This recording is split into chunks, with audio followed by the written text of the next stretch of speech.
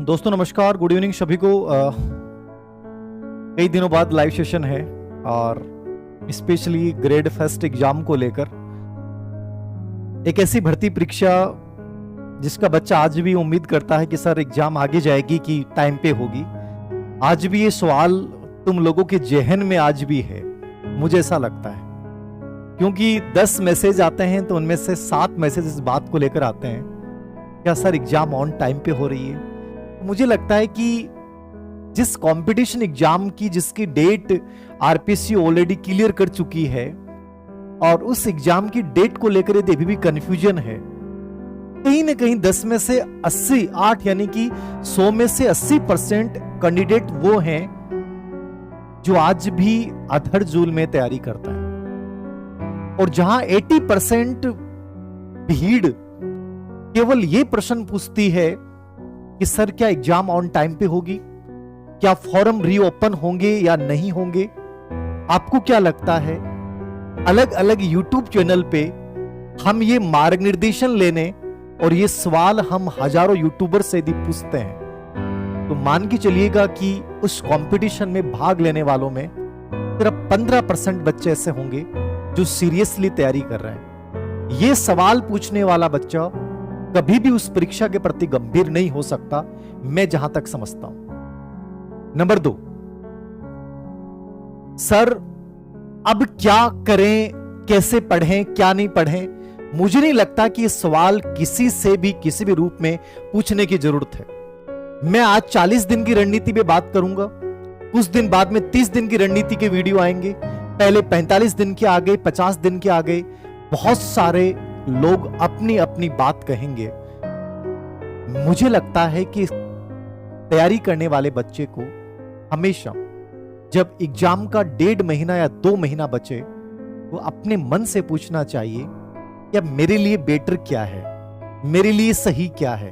और जब तक तुम लोग ये चीजें तय नहीं कर पा रहे हो, मुझे लगता है कि गलत है। तुम लोगों ने अपने साथ बेईमानी की है, तुम लोगों ने कंपटीशन को कंपटीशन समझा ही नहीं है। तुमने बस ये समझा है कि चलो कर रहे हैं, पहले उसकी कर रहे थे अब इसकी कर रहे हैं, चलने दो, जो हो रहा है वो बेटर है, कर लेंगे, हो जाएगा, बस उसी राह पे चल रहा है। सर ज्योग्राफी के लिए बुक्स बताएं। कितनी बड़ी बात है रेखा जी, आप अब ज्योग्राफी के लिए बुक्स पूछ रही हैं। सर गुड इवनिंग सभी को, नमस्कार। थर्ड ग्रेड की बुक का आप ना पूछें, ग्रेड फर्स्ट वाले बच्चों के लिए आज का ये इंटरव्यू है, स्पेशली लाइव है। ग्रेड थर्ड का मैंने कई बार बता दिया, एक सवाल को 1000 बार पूछा जाता है। मैंने कहा 10 सितंबर संभावना है, जरूरी नहीं है। आपको मार्केट में जो उपलब्ध किताबें आप ला सकते हैं। मेरी किताब पढ़ना चाहते हैं, वेट करना पड़ेगा, इंतजार करना पड़ेगा, कोई इलाज नहीं। मैं बात कर रहा हूं ग्रेड फर्स्ट के। ग्रेड फर्स्ट के बच्चे गंभीरता के साथ मेरी बातों को सुनिएगा। खूब आप लोगों ने पढ़ लिया होगा, खूब आपने किताबें खरीद ली होगी। सबसे इंपॉर्टेंट बात क्या है कि सर अब मुझे क्या करना है। मैं 2 एग्जाम्पल के माध्यम से अपनी बात को क्लियर करूंगा। मैं फिर कह रहा हूं आपको, कंपटीशन बहुत आसान है। मैं कल एक बड़ा होलसेलर है, उनकी दुकान पे मैं बैठा था 5 मिनट, और 5 मिनट के दौरान मैंने लगभग 5 से 10 बच्चों को रीड किया। उनमें से 3 बच्चों को मैंने स्पेशली मैं आपको बता रहा हूं। उन्होंने कहा कि सर हमें पासबुक चाहिए जीके की, ग्रेड थर्ड के लिए हमें पासबुक चाहिए जीके की।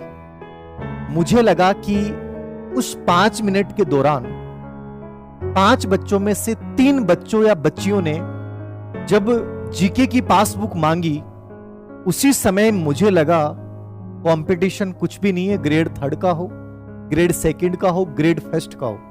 मतलब लोग वही हैं इस कंपटीशन में जो पहले 12वीं में पासबुक पढ़ के पास हुए, फिर बीए में 1 वीक सीरीज पढ़ के पास हुए, बीएड में उन्होंने कुछ पढ़ा नहीं, यूं ही पास हो गए।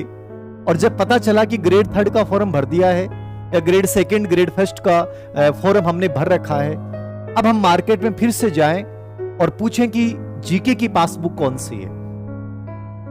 जिस राजस्थान में या जिस भारत देश में ऐसे अभ्यर्थी मौजूद हैं, मुझे लगता है कि गंभीर अभ्यर्थियों को कदापि डरने की आवश्यकता नहीं कि कंपटीशन क्या है। सिंपल सी बात सुनिएगा 2 एग्जाम्पल के माध्यम से।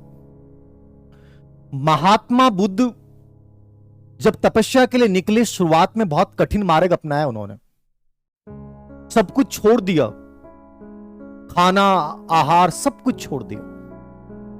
लेकिन बाद में जब असफलता मिलती गई तो उन्होंने रास्ता बदल लिया, जिसको हम मध्यम मार्ग अपनाते हैं, और मात्र 6 वर्ष में उन्होंने ज्ञान की प्राप्ति कर ली। हर आदमी का अपना एक रास्ता होता है, हर आदमी की अपनी एक तकनीक होती है। बेहतर क्या है वो हमें सीखना पड़ेगा। बेहतर क्या है हमें सीखना पड़ेगा। याद रखना एक चीज हमेशा, मैंने एक पहले भी एग्जांपल दिया था, वीणा का जो तार होता है वो यदि ढीला हो गया तो संगीत नहीं आएगा, और बहुत कलडा टाइट कर दिया तो टूट जाएगा। कंपटीशन भी वही है, आपको एक मध्यम मार्ग अपनाना पड़ेगा। सबसे पहली और प्रायोरिटी वाली चीज है, आप ग्रेड फर्स्ट की तैयारी कर रहे हैं, याद रखना, ग्रेड सेकंड की तैयारी कर रहे हैं या ग्रेड थर्ड की तैयारी कर रहे हैं, लाइफ में हमेशा एक सिंपल सी बात याद रखना, चुनिंदा बन जाना।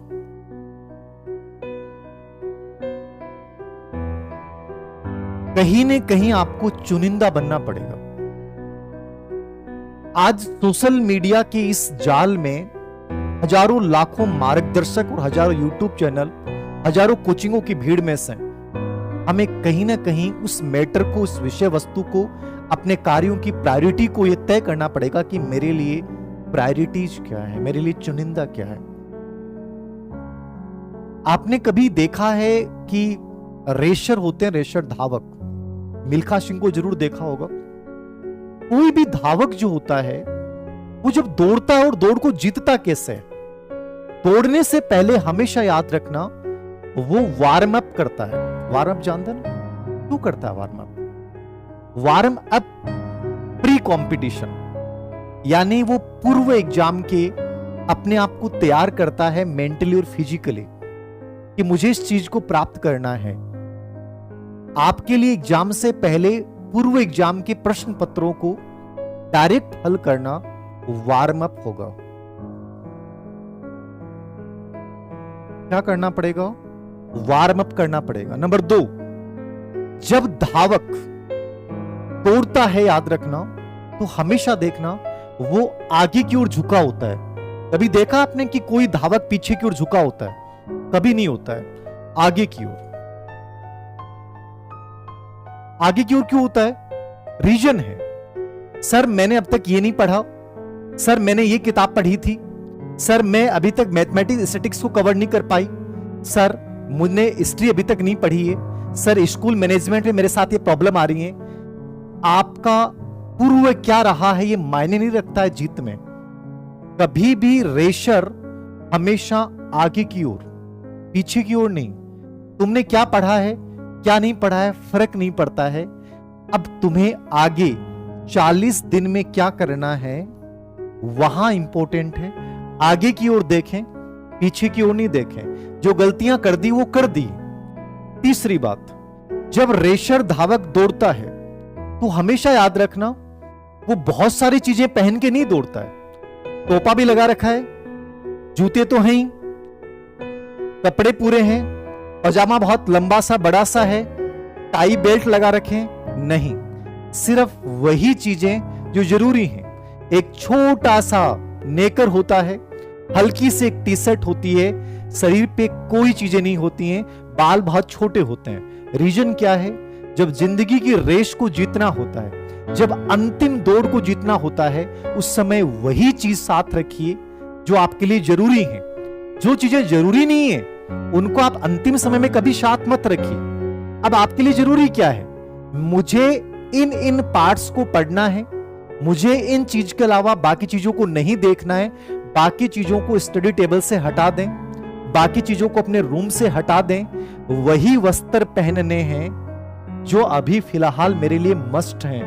धावक यही सिखाता है, रेस में दौड़ने वाला केवल वही चीजें साथ लेके जाता है जो उसके लिए मस्ट हैं, बाकी चीजों को हटा दिया। 80% चीजों को वो हटा देता है, केवल 20% वो चीजें रखता है। जब अंतिम समय होता है तो हमेशा याद रखें वो 20% चीजें क्या हैं, वो 20% विषय वस्तु क्या है, वो 20% टेस्ट मैटर क्या है, इन चीजों को आपको देखना पड़ेगा, बाकी चीजों को हटा दीजिए। सिंपल सा तरीका है, समझ में आ रही है बात? 20% चीजों को साथ रखें, आगे की ओर देखें, पूर्व एग्जाम के क्वेश्चन पत्र के रूप में वार्म अप करें, अपने आप को चुनिंदा बनाएं। इस समय आप सब कुछ कदापि नहीं पढ़ सकते, याद रखना। सब कुछ आप कदापि नहीं पढ़ सकते, याद रखना। और पांचवी और अंतिम चीज याद रखना, धावक जब दौड़ता है, जब वो दौड़ता है तो शुरुआत में चाहे उसने धीमी गति लगाई हो, लेकिन जब अंतिम टाइम आता है वो अपना सर्वश्रेष्ठ झोंक देता है। 40 दिन किसी भी इंसान का सिलेक्शन करवा सकते हैं और यही 40 दिन आपको बाहर कर सकते हैं। पहले आपने कितना जोर लगाया है यह महत्वपूर्ण नहीं है, अंतिम समय में सर्वश्रेष्ठ, अंतिम समय में सर्वश्रेष्ठ पूरी जी जान लगाता है धावक हमेशा अंतिम समय में। पहले क्या किया है कोई मायने नहीं रखता है। 40 दिन जब बचे हैं, मुकेश जी वो पूरा चलाओ, एक बार बंद करो इसको। अंतिम समय में हमेशा याद रखना अपना पूरा जी जोर लगाना पड़ता है, यही सफलता की रणनीति है। उस समय सब कुछ छोड़ दीजिए, बस वही जब वो दौड़ रहा है तो मैदान में बहुत सारी आवाजें आती हैं, उसे नहीं पता, उसके साथ वाले ने क्या पहन रखा उसे नहीं पता, कौन आगे कौन पीछे उसे नहीं पता, उसे केवल एक अपना लक्ष्य दिखाई देता है और वो अपनी रो में लगातार चलता है। उस रो से ना इधर आता है ना उधर आता है, सिर्फ एक रो में। ये अटेंशन है, ये एकाग्रता है। आस पास का वातावरण क्या हो रहा है, आज गुड़गांव में कौन सा टावर गिराया गया है, ठीक है, बाहर क्या हुआ है, आज क्या भारत पाकिस्तान का मैच है, मुझे प्रभावित ही नहीं कर रहा ना साहब। मेरा मैच मेरी जिंदगी का मैच है, मेरे लिए इंपॉर्टेंट चीजें क्या है, बाकी चीजें उसको प्रभावित नहीं करती। वो मैदान में सिर्फ उस लक्ष्य की ओर समर्पित होकर चलता है और वो जीतता है, याद रखना, वो जीतता है। यही सिलेक्शन की कहानी है, कुछ नहीं है। एक धावक से सीख लेना कि कैसे चलना है, चुनिंदा बनना पड़ेगा, वार्म अप करना पड़ेगा, आगे की ओर झुकना है ना कि पीछे की ओर।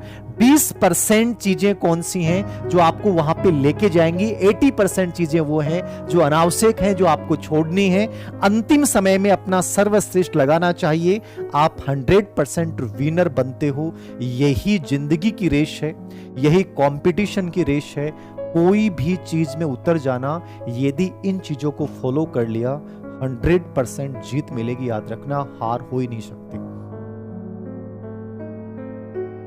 सिर्फ 38 दिन 2018 का स्कूल लेक्चर का एग्जाम, हमारे एक साथी जो ग्रेड सेकंड में लगे हुए, उन्होंने कहा कि धीर सिंह जी यार तैयारी करनी चाहिए कि ग्रेड फर्स्ट की फॉर्म भरा हुआ है।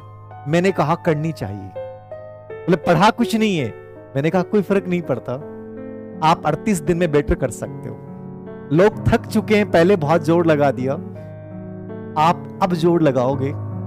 जोर क्या लगाना है, बोले सब कुछ तो पढ़ नहीं सकते, तो कैसे पढ़ें, चुनिंदा पढ़ें। क्या क्या पढ़ें, 4 साल के पेपर उठा के देखें, चारों बार के, देखें किन बिंदुओं को फोकस किया गया है, उन बिंदुओं के कॉन्सेप्ट को समझें, बाकी ऑब्जेक्टिव बार बार निकालते रहें। 38 दिन की तैयारी, सेलेक्टेड चीजें पढ़ी, विश्वास नहीं होगा आपको, 13वीं रैंक। आप कहते हो 6 महीने चाहिए, 12 महीने चाहिए, 4 साल चाहिए, ये उन लोगों के लिए चाहिए जो इन चीजों को फॉलो नहीं करते हैं। डर रहे हैं लोग, अधिकतर पासबुक वाले लोग हैं, अधिकतर वो लोग हैं जो आज भी सोचते हैं कि एग्जाम फॉर्म रीओपन होंगे, एग्जाम आके जाएगी, हम सर बेटर कर पाएंगे। सिंपल सा तरीका है, ये आपका फर्स्ट पेपर है फर्स्ट पेपर। मैंने पहले इसका बनाया, हिस्ट्री 15 नंबर की आ रही है पूरा। इतिहास बहुत बड़ा है फर्स्ट पेपर में। करंट अफेयर्स 20 नंबर 10 नंबर का। स्कूल मैनेजमेंट 30 नंबर का। जब मेरे पास 38 दिन बचे या 40 दिन बचे, मैं आपकी जगह हूं तो क्या करूं, ये सबसे बड़ी बात है, ये समझिएगा, याद रखना सबसे बड़ी बात। स्कूल मैनेजमेंट मात्र ऐसा पार्ट है 15 प्रश्न 15 घंटे में तैयार किए जा सकते हैं। जब मुझे पता चल गया कि स्कूल मैनेजमेंट 15 घंटे में तैयार किया जा सकता है, मतलब मैं यहां रिस्क नहीं लूंगा। अब वो 15 घंटे वाला ही पढ़ना है, यहां मुझे 30 35 40 घंटे पे नहीं जाना है। मैंने एक टेस्ट सीरीज स्टार्ट की स्कूल मैनेजमेंट की। मैंने पहली बार पूरा स्कूल मैनेजमेंट खुद पढ़ा और उसमें से क्वेश्चन बना रहा हूं और उसका वीडियो सॉल्यूशन भी करवा रहा हूं। मुझे इतना विश्वास है, यदि यही तरीका तुम बहुत पहले अपना लेते ना। अब मैं मेहनत कर रहा हूं, बट मैंने सोचा कि तुम लोग तो बहुत पहले से पढ़ के आ रहे हैं। ऐसा क्या था स्कूल मैनेजमेंट में कि आपके 15% सही नहीं हो सकते? आप थोड़ा सा सटीकता से देखिएगा, आराम से। जैसे आपने स्कूल मैनेजमेंट को 15 घंटे में तैयार कर लिया, एक टेंशन खत्म हो गई। टास्क बेस्ड जिंदगी, कंपटीशन क्या होता है? यही होता है। अरे 15 घंटे मुझे देना है स्कूल मैनेजमेंट को, 15 यानी 30 नंबर का पार्ट तैयार हो गया। 75 में से 15% सही हो गए, 150 में से 30 नंबर का पार्ट तैयार हो गया। और ये एक ऐसा पार्ट है जिसमें प्रश्न गलत नहीं होगा। कम समय में मैक्सिमम रिजल्ट। कम समय में मैक्सिमम रिजल्ट कौन सी ऐसी चीजें हैं जिनको करने से मैक्सिमम रिजल्ट मिल सकता है? मुझे उन चीजों को चुनिंदा यानी पहचान बनानी है। मात्र मैंने कहा 15 घंटे में तैयार की जाने वाली विषय वस्तु केवल स्कूल मैनेजमेंट। 15 घंटे निकाले, रिवीजन किया, निकाल दिया, माइंड प्रफुल्लित हो गया, यार स्कूल मैनेजमेंट मेरा तैयार हो गया। आदमी में उत्साह और आत्मगौरव कब आता है? हमारे शरीर में कुछ एंड्रोफिन्स होते हैं, और जैसे आपने कोई टारगेट तय किया कि मुझे स्कूल मैनेजमेंट 15% तैयार करने, और जैसे आपने 15 घंटे में कंप्लीटली उस चीज को कवर कर लिया, आपकी जो एंड्रोफिन्स हैं वो प्रवाहित होंगे और आपके अंदर फील आना शुरू होगा, एक पार्ट कंप्लीट। अब देखना दूसरा। आपने स्कूल मैनेजमेंट का एक टॉपिक पढ़ रखा है, बीच में हिस्ट्री में घुस रहे हो, स्टैटिक्स, हिंदी, इंग्लिश, कुछ भी नहीं हो रहा है, सब अधूरे पढ़े हैं सर। लास्ट टाइम में कभी ऐसा नहीं करें। उस पार्ट्स को लें जहां से मैक्सिमम प्रश्न आ रहे हैं, फटाफट टास्क पूरा करें। अंदर से एंड्रोफिन्स आएंगे, उल्लासित फील करेंगे, वो उल्लास आपको बहुत बेहतर बना देगा। हो गया। नंबर 2, मुझे पता है कि हिंदी के 4%, इंग्लिश के 4%। हिंदी के 4% गलत नहीं हो सकता। सिर्फ इतना करना है, सिर्फ 5 साल के हिंदी की व्याकरण के उन टॉपिक्स पे कौन कौन से प्रश्न आए उनको रिपीट कर लो। मुझे नहीं लगता कि आप 10 घंटे में ऐसा नहीं कर सकते। लास्ट 10 घंटे बता रहा हूं, और 10 और अभी निकाल सकते हैं आप, याद रखना। 10 घंटे अभी निकाल सकते हैं, कोई बड़ी बात नहीं है। एक एक दिन जैसे गुजरता जाएगा ना, आपके ऊपर प्रेशर आता जाएगा और वो प्रेशर आपको कमजोर बनाएगा। मैंने कहा टारगेट बेस्ड स्टडी कीजिए। जिंदगी में इंपॉसिबल है ही नहीं कोई चीज। पिछली असफलताएं बाधक बन रही, दिमाग से निकालो ना। मैंने कहा आगे की ओर देखना है, पीछे की ओर देखना ही नहीं है। सर देख रहे हैं आगे की ओर, लेकिन पीछे की ओर आ रहे हैं। आप आगे की ओर देख रहे हैं और पीछे के विचार आपको पकड़ रहे हैं। इसका मतलब आगे वाला जो छाती है ना, वो कमजोर है। सीना कमजोर है तुम्हारा, इसलिए तुम्हें पीछे की चीजें प्रभावित कर रही हैं। अन्यथा जब इंसान खड़ा होता ना मजबूती के साथ, और जब आगे के सपने बहुत स्ट्रांग होते हैं ना, तो पीछे की कोई याद, पीछे की कोई असफलता, पीछे का कोई धोखा इतना कमजोर नहीं बना सकता कि तुम पीछे चलने लग जाओ। उस आगे होगा इंसान, याद रखना। ठीक है, ये 8% यानी कि 4 प्रश्न आते हैं, मतलब 8 यानी 16 नंबर का पार्ट है ये 8%। इंग्लिश के क्वेश्चन पेपर देखिएगा, आप बहुत आराम से कर सकते हैं यदि आपने थोड़ा सा प्रैक्टिस कर लिया। नंबर 3 बात आती है उसके बाद करंट। करंट 20 नंबर का पार्ट है, 10 प्रश्न आएंगे। करंट इतना बड़ा है, आपके ग्रेड फर्स्ट में भारत का भी है, राजस्थान का भी है। अब राजस्थान में तो बहुत सारी गाइडें हैं, बहुत सारी किताबें आ रही हैं, क्या क्या आ रहा है पता नहीं है। करंट को समझने के लिए आरपीएससी के पैटर्न को समझिएगा। मैंने पहले भी कहा था आपको, आप आरएस प्री के पेपर देखिएगा, आपको तुरंत आइडिया लग जाएगा करंट में प्रश्न कैसे आ रहे हैं, किन योजनाओं में से कैसे प्रश्न पूछा जा रहा है, गेम्स पे कौन से प्रश्न आ रहे हैं, जनगणना पे कौन से प्रश्न पूछे जा रहे हैं, पुरस्कार पे कौन से प्रश्न पूछे जा रहे हैं, प्रसिद्ध पुस्तकों पे कौन से प्रश्न आ रहे हैं, तुरंत लगा दोगे। अभी ऐसी घटनाएं हुई हैं कि पूरा करंट अभी 2 महीने में, 1.5 महीने, 3 महीने की घटनाओं से आ जाएगा। अब उसके लिए दुनिया भर के ग्रंथ चल रहे हैं, लेकिन मैंने कहा चुनिंदा बनना पड़ेगा। ये 10% नॉर्मली यदि बच्चा ईमानदारी के साथ थोड़ा सा तैयारी कर रहा है, वो गलत नहीं हो सकते। ये 20 नंबर का पार्ट आराम से कर सकते हो। अब मैं बात करूंगा मैथमेटिक्स स्टैटिक्स के पार्ट की।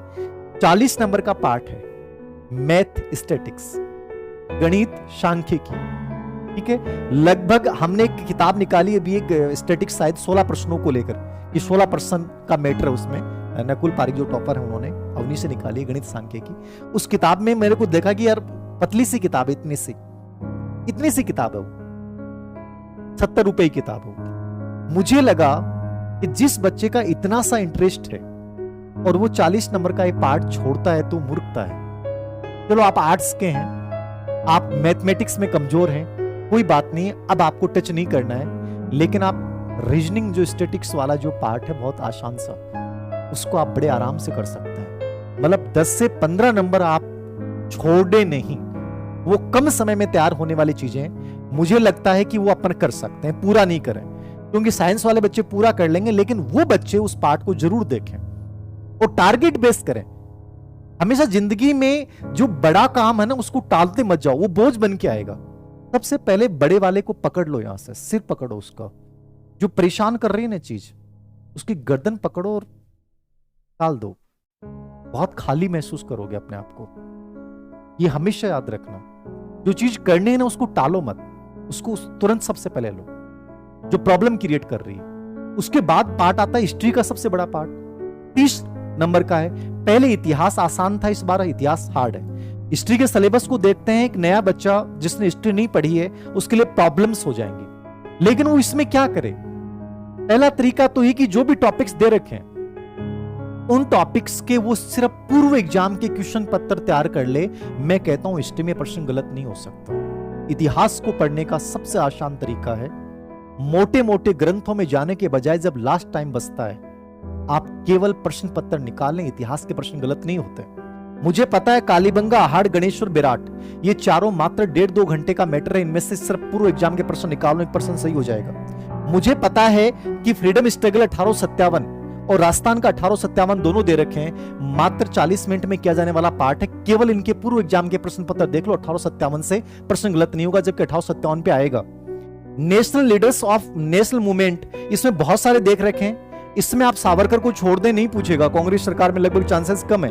बंकिम चंद्र चटर्जी, आजाद, राव बिहारी बोस, ये छोटे छोटे बिंदु हैं, आप इनको देख के बड़े डर लग रहा होगा।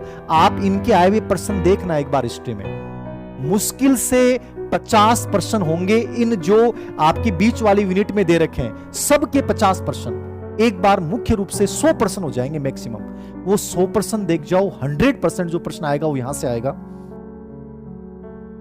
Prajamandal movement, peasant movement, tribal movement, सिर्फ पूर्व एग्जाम के प्रश्न पत्र देख लो, यहां से 2 से 3 प्रश्न आने, ठीक है।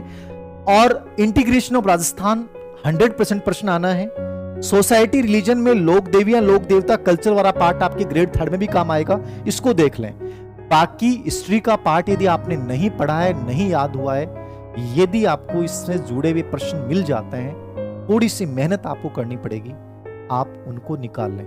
पूर्व एग्जाम के प्रश्न पत्र, सिर्फ पूर्व एग्जाम के प्रश्न पत्र हो जाएगा। अब मार्केट में बहुत ज्यादा भागने की जरूरत नहीं, सर उसने वो निकाला, वो निकाला है, उसने वो मॉडल पेपर निकाला, उसने मॉडल पेपर में कभी राय नहीं देता कि मॉडल पेपर पढ़ें। आप आरपीएससी के यदि गंभीर अभ्यर्थी हो, हमेशा याद रखना पूर्व एग्जाम के प्रश्न पत्रों को बार बार निकालें। मॉडल पेपर एक छलावा होता है, मैं जहां तक समझता हूं। कोई बंदा जो बहुत ईमानदार है, जिसने पूर्व एग्जाम के प्रश्न पत्रों को आधार मान के यदि किया है, जैसे अपन अपनी जो टेस्ट सीरीज चलती है उसमें अपन 5 प्रश्नों को मिला के एक प्रश्न बनाते हैं, यदि इस बेस पे यदि कोई मॉडल पेपर मिलते हैं तो आप देख सकते हैं। बाकी मेरी राय है सिर्फ पूर्व एग्जाम के प्रश्न पत्र देखें, सबसे बेस्ट ऑप्शन होता है, ठीक है। ये मतलब इंडियन हिस्ट्री में चुनिंदा बनना है। अब इंडियन हिस्ट्री में नहीं कि मैंने सर पढ़ाई नहीं, मैं तो अब सब कुछ कवर कर लूं, कदापि नहीं किया जा सकता। वो चीजें कौन सी है जहां से प्रश्न बन सकता है? मुझे पता है गांधी पे प्रश्न आना है, जवाहरलाल नेहरू पे चांसेस है, पटेल पे चांसेस है। नेहरू और पटेल पे कितने प्रश्न मानोगे? पूर्व एग्जाम में आए हुए 20% भी देख लोगे ना, इन दोनों में से ऐसा नहीं हो सकता कि नहीं है। गांधी बहुत बड़ा है, नेशनल मूवमेंट बहुत बड़ा है, आप उसमें ज्यादा नहीं घुस सकते, बस ऊपर ऊपर का पार्ट आप देख सकते हो। तो कहीं ना कहीं आपको संतुलित बनना पड़ेगा। आप ये सोचते हैं कि हिस्ट्री के 15% सही हो जाएंगे, नहीं होंगे। तो मैं उन चीजों को देख के जाऊं जहां से प्रश्न आ रहा है, उस पार्ट को अच्छे से कर लूं। यही बात साइंस में है। साइंस के 5 प्रश्न आने 10 नंबर का पार्ट है। सिर्फ राजस्थान बोर्ड की जो किताबें हैं, या तो उनको से आप मिलान कीजिए, उनसे नहीं कर सकते, सिर्फ 5 साल के प्रश्न पत्र देख के जाएं, साइंस के जो टॉपिक रिलेटेड आए, मैं कह रहा हूं 100% प्रश्न आ जाएंगे। ज्योग्राफी का पार्ट इंपॉर्टेंट है, वो 3rd ग्रेड 2nd ग्रेड सब में काम आएगा, उसको मेरे अकॉर्डिंग पढ़ना चाहिए आपको। जो किताब आपने अभी तक पढ़ी है, जो किताब आपने अभी तक पढ़ी है उसको देखना चाहिए। इंडियन पॉलिटी ये एक ऐसा पार्ट है जिसमें से आरपीएससी में जब भी प्रश्न आते हैं, लगभग अप्लाइड प्रश्न आते हैं। आप बहुत ज्यादा समय देते हैं तो इंडियन पॉलिटी में मूर्खता कर रहे हैं। 10 नंबर का पार्ट है, 5 प्रश्न आएंगे। मेरे अकॉर्डिंग ज्यादा समय नहीं देना है, मैक्सिमम इतना ही कर सकते हैं। करंट में जो चर्चित रहे, ठीक है, चाहे सुप्रीम कोर्ट की भूमिका वर्तमान में चर्चित रही हो और राष्ट्रपति का चुनाव वर्तमान में चर्चित रहा, आप राष्ट्रपति की चुनाव प्रक्रिया को अच्छे से देख के जाएं। बाकी करंट रिलेटेड या 4 साल 5 साल में इन टॉपिक से रिलेटेड कौन कौन से प्रश्न पूछे गए, फिर भी गारंटी नहीं है इंडियन पॉलिटी में आपके प्रश्न सही होंगे। तो कम समय देना है और केवल इसका करंट के संदर्भ में इसको देख के जाना है। जनरल साइंस होगी, जनरल हिंदी इंग्लिश होगी, मैथमेटिक्स का मैंने बता दिया है। तो ये आपकी 75 प्रश्नों का मैटर है। मतलब यदि आपने कुछ भी नहीं पढ़ा तो मैं ये मानता हूं 38 दिन में एक बच्चा 55 प्रश्नों का मैटर जरूर तैयार कर सकता है, यदि ईमानदारी के साथ आगे बढ़े। और हो सकता है जो पढ़ा है वहीं से आ जाए। रही बात सब्जेक्ट और साइकोलॉजी की, सब्जेक्ट में आपने क्या पढ़ा है क्या नहीं पढ़ा है, 11वीं 12वीं की किताब को एक बार जरूर निकालें। पूर्व एग्जाम के जो एमपीसीएस अब व्याख्या वाली किताबों, मतलब व्याख्या वाली किताब भी लाते हैं, आप ले आओ चाहे, लेकिन उसमें व्याख्या को ना पढ़कर आप सीधे क्वेश्चन निकालिए, क्योंकि कम समय होता है ना, तो वहां 1 लाइनर बड़ी फायदेमंद होती है। आप सीधे फटाफट प्रश्न मैक्सिमम निकालें। ज्यादा समय नहीं है, लेकिन जितने प्रश्न पत्रों का आप अभ्यास कर लेंगे, कई बार होता है, मैंने फिर पहले कहा, एक बार पॉलिटिकल साइंस में एमपीसीसी, हम बस में जा रहे थे मेरा साथी और हम पेपर देने, 2010-11 की बात है।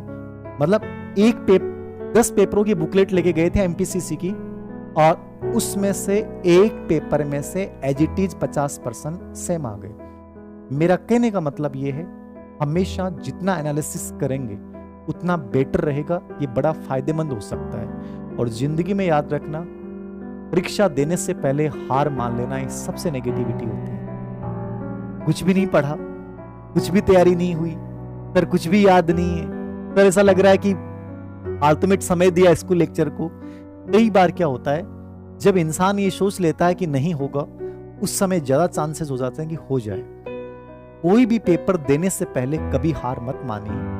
हमेशा याद रखना, जीत कब हो जाए कोई नहीं जानता है। इसलिए जब जिस एग्जाम को दे रहे हैं तो उत्साह और उल्लास के साथ दें। प्रेशर नहीं लेना है, अनावश्यक कपड़े अपने शरीर पे नहीं रखने हैं, वही दौड़ धावक वाली बात है।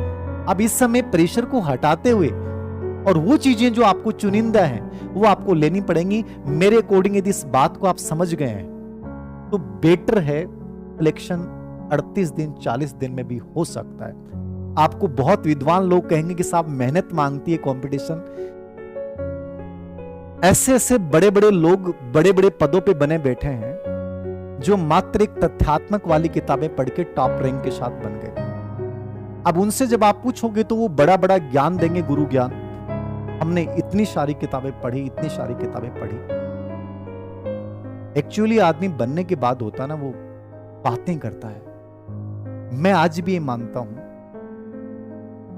कंपटीशन में सिलेक्शन निश्चित रूप से मेहनत सभी करते हैं।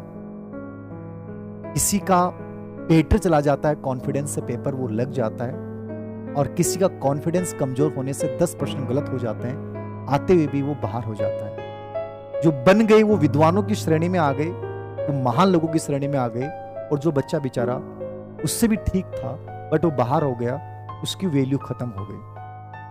और ये दुनिया हमेशा सफलता को पूजती, हमेशा याद रखना। मेरा कहना आज भी आपको अभी को है, सभी एक जैसे हैं। कंपटीशन हमेशा अंतिम समय में जीता जाता है। कोई कहता है 6 महीने से तैयारी की है उन्हीं का सिलेक्शन होगा। सब बकवास बातें हैं साहब, सब बकवास बातें हैं। मैं फिर कह रहा हूं, सिर्फ चंद दिन पढ़ के भी लोग सिलेक्शन ले सकते हैं। आपने रिट में देखा होगा, बहुत मेहनत करने वाले बच्चों के 100 से नीचे आ गए, और कुछ ऐसे बच्चे थे जो लास्ट टाइम में फ्री माइंड गए और वो 127 भी लेके आए हैं। कहानी यही है। अब इन चीजों पे आप मंथन करते रहो, वो उसका मेरे अकॉर्डिंग कोई सार नहीं। बेटर ये है, चुनिंदा विषय वस्तु के साथ आपको आगे बढ़ना चाहिए। कोई प्रश्न हो तो आप पूछिए, सब जीत जाएंगे। Good evening. कुछ प्रश्न हो तो फटाफट पूछिए प्रश्न फटाफट। सर आप जैसा कोई नहीं है, मैं बहुत साधारण हूं, मेरे से भी बहुत बड़े बड़े विद्वान हैं। मैंने कहा कि सिलेक्शन के लिए कभी विद्वता की जरूरत ही नहीं है। सिलेक्शन का फंडा ये है कि जो चीज सामने है उसको रगड़ डालो, हटाते जाओ, फट फट फट। ये सिलेक्शन है, ये सिंपल फंडा है। ज्यादा विद्वानों की बात सुनोगे ना तो दार्शनिक नहीं बनना, विद्वान नहीं बनना है। सिलेक्टेड विषय वस्तु के साथ एग्जाम क्रैक की जा सकती, मैं आज भी मानता हूं। डायरेक्ट याद कर लें, बेटर है। थर्ड ग्रेड के लिए सेशन मैंने कर लिया है, ऑफर गणेश चतुर्थी के दिन। मैथ के लिए अपनी फर्स्ट पेपर के लिए बुक आइए दे सकते हैं। हिस्ट्री का मैंने बता दिया है। चुनिंदा टॉपिकों को देखिए, जैसे महात्मा गांधी, कांग्रेस सरकार के लगभग प्रश्न आ रहे हैं, कांग्रेस विचारधारा के लोगों पे ज्यादा प्रश्न आ रहे हैं। नेशनल मूवमेंट में उन लोगों को पकड़ डालो। फॉर्म रीओपन होंगे, कोई नहीं जानता, प्रश्न ही नहीं पूछना चाहिए आपको। फॉर्म रीओपन होंगे नहीं होंगे, जब 40 दिन एग्जाम के बच्चे हैं, फोड़ डालो ना। क्या फालतू की चीजों में पढ़ रहे हो? इसके लिए आपको हजारों यूट्यूब पे चैनल देखने पड़ते हैं। लोग मेरे से एडिट करके बनाएंगे, धीर सिंह सर ने कहा फॉर्म रीओपन नहीं होंगे, सनसनीखेज खबर। मेरी फोटो आएगी, आप क्लिक करोगे, 10 मिनट में 4 ऐड आएंगे। अगले ने पैसे कमा लिए 4 ऐड के, आप बुद्धू के बुद्धू रह गए। लोग मेरे टेक्स्ट डालते हैं। मैनेजमेंट के लिए जो किताब है वो पढ़ लो, अवनी की भी है, और जो भी अच्छी लगती है वो पढ़ लो। मैंने एक टेस्ट सीरीज स्टार्ट किया, आप एक बार उसके क्वेश्चन पत्र आप देखना, उसमें मैंने पूर्व एग्जाम प्लस जो मुझे लगता है पॉसिबिलिटी, वो सब मैंने डाल दी। ऐसे आप खुद तैयार कर सकते हो, जरूरत नहीं है आपको, खुद भी आप तैयारी कर सकते हो, इंपॉर्टेंट चीजें बना सकते हो। स्कूल मैनेजमेंट मात्र 15 घंटे का। हरगढ़ में ऑब्जेक्टिव बुक आएगी, पेपर बन रहे हैं, बढ़िया है। सेकंड पेपर के लिए एमसीक्यू के लिए कौन सी बुक लें? ज्योग्राफी के लिए देखिए, मुझे आइडिया नहीं है फिलहाल, बट आप ये देखें कि पूर्व से जो किताब चली आ रही हो, जिसकी विश्वसनीयता अच्छी है, उस किताब को लें। क्योंकि कई बार होता है नई किताब आती है और उसमें बहुत गलतियां होती हैं, क्योंकि लेखक सीखता है। हमने जब पहली बार किताबें निकाली, उन्हें बहुत गलतियां की, अब धीरे धीरे सीखी। तो हमेशा जो पहले से चली आ रही हो, प्रतिष्ठित हो, उस बुक को ले सकते हैं एमसीक्यू के लिए। ग्रेड सेकंड सर,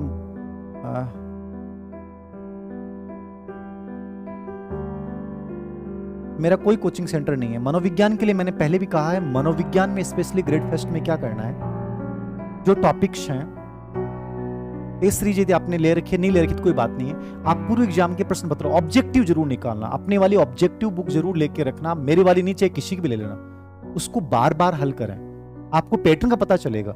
कई बच्चे होते हैं कि गुरुजी शिक्षा मनोविज्ञान क्षेत्रकारी क्या करें। क्षेत्रकारी में तो सिर्फ 1 घंटे का पार्ट है, पर्सन आएंगे, मनोविज्ञान के संप्रदाय, मनोविज्ञान की विधियां सब पे आते हैं। तो आपको ये चीज समझनी है कि शिक्षण के प्रतिमान पढ़ रहा हूं तो मुझे पता है अग्रिम संगठन में एडवांस ऑर्गेनाइजर पे क्या आ रहा है, सूचना संप्रति प्रतिमान पे क्या आ रहा है, बट बाकी के भी नाम देखना है।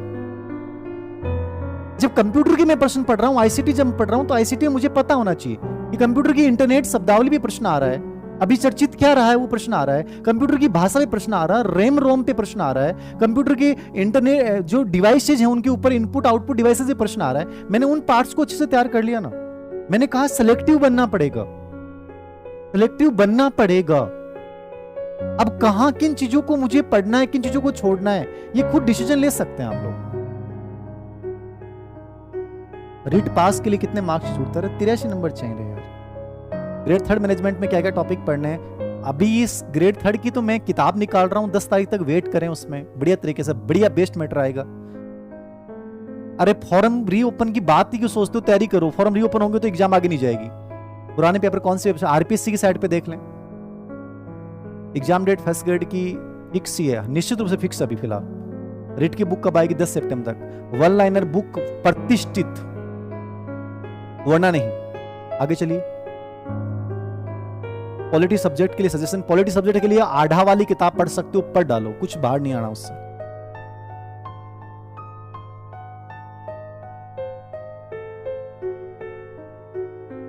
पॉलिटी सब्जेक्ट, चलो आगे चलिए, आगे चलिए।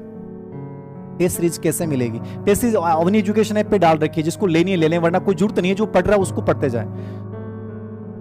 फर्स्ट ग्रेड का कुछ पार्ट ग्रेड थर्ड में काम आ जाएगा, तो अभी जो फर्स्ट ग्रेड की तैयारी कर रहे हैं उनको ग्रेड थर्ड के बारे में सोचना ही नहीं है। ग्रेड फर्स्ट बड़ा चांस है आपके लिए, बड़ा चांस है, याद रखना। आज स्थितियां आप देख रहे हो, शिक्षा मतलब टीचर्स की भर्ती भी 10 साल ठेके पे होगी। सब अग्निवीर की जगह शिक्षा वीर, चिकित्सा वीर आने वाले हैं। ये लास्ट 2 भर्तियां आप करना चाहें तो कर देंगे, वरना तो फिर प्रॉब्लम्स ही प्रॉब्लम्स है। तो बेटर ये है कि आप इस समय बेटर करें। करंट कैसे पढ़ें? करंट में स्पेशली आपको क्या देखना है? आप आरएस परी के पेपर देखें, आरपीसी के अभी वर्तमान में जो भी कॉलेज लेक्चर वगैरह के पेपर हुए हैं उनको देखो, आइडिया लगाओ किस पार्ट में से कहां से प्रश्न आ रहे हैं। फिर जो बुकलेट आपके पास है, जो कोई अर्धवार्षिकांक या वार्षिकांक है, अब उसमें ये देखिए कि प्रश्न कहां से आ रहे हैं, उसको फॉलो करें। 5-7 नंबर रीट के बढ़ सकते हैं। विज्ञान के लिए पूर्व एग्जाम के प्रश्न पत्र। और बताएं, और बताएं, और बताएं, फटाफट बताएं। रीट वालों के लिए न्यू वीडियो, हाँ आ जाएंगे। History second paper, history second paper, history पूर्व एग्जाम के प्रश्न पत्र मैक्सिमम निकालें। 11वीं-12वीं के एनसीईआरटी को देखना एक बार, बस उसी को रिपीट कर लें। पूर्व एग्जाम के प्रश्न पत्र लास्ट टाइम जब बचता है, या कोई तथ्यात्मक किताब वन लाइनर को बार बार निकालें, लास्ट टाइम यही होता है। पर मुझे गुस्सा आ रहा है। अच्छी बात है, गुस्सा ना पॉजिटिव चीज है। दीवार के सीधे भिड़ा लो, बहुत पॉजिटिव वाइब्रेशन आएंगे।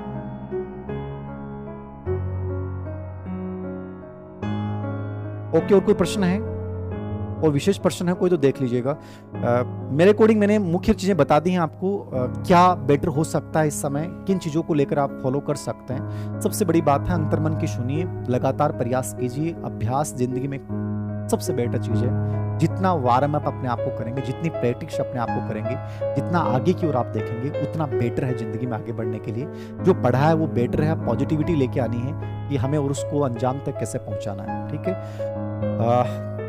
फिजिक्स के बता दिया था मैंने। फिजिक्स मतलब सबकी कहानी वही है, कितने क्वेश्चन पेपर निकालते हैं, ये सबसे इंपॉर्टेंट चीज।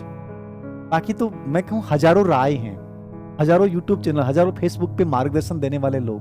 आप किसी की भी राय को मानिए, लेकिन हमेशा सुनिए लॉजिकता के साथ अपने अंतर्मन की बात को, कि रियल बातें क्या हैं, और ये खुद डिसीजन ले सकते हो आप, और मैक्सिमम आप खुद निकाल सकते हो। Thank you very much. जय हिंद, जय भारत, वंदे मातरम। आप सभी को ग्रेड फर्स्ट की एग्जाम की जो बच्चे तैयारी कर रहे हैं उन सभी को शुभकामनाएं।